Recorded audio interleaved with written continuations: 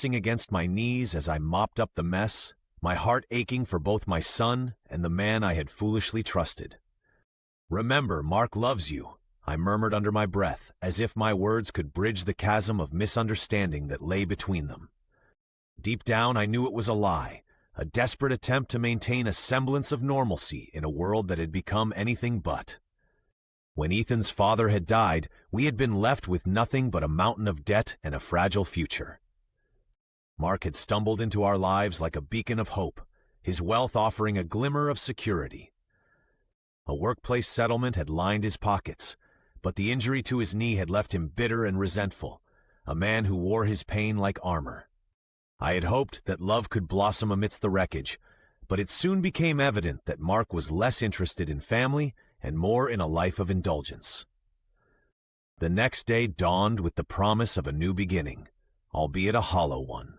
It was Mark's birthday, and Ethan, in his innocent zeal, had spent the afternoon in the garage, crafting a birdhouse with the kind of dedication only a child could muster. "Happy birthday, Mark!" Ethan's voice rang out, bright and hopeful as he set the handmade gift on the dinner table. His face lit up with pride, a stark contrast to the storm clouds that loomed over our household. I hammered all the nails myself. Mark's expression darkened as he looked up from his plate of spaghetti, the steam rising from it curling into the air like the tension that enveloped the room. "Did you touch my hammer?" His voice dripped with accusation, each word a nail driven into Ethan's heart.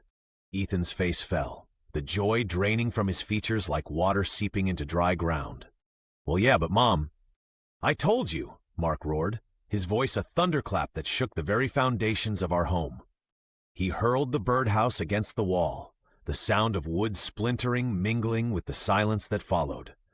Ethan sat frozen, shock etching itself across his young face.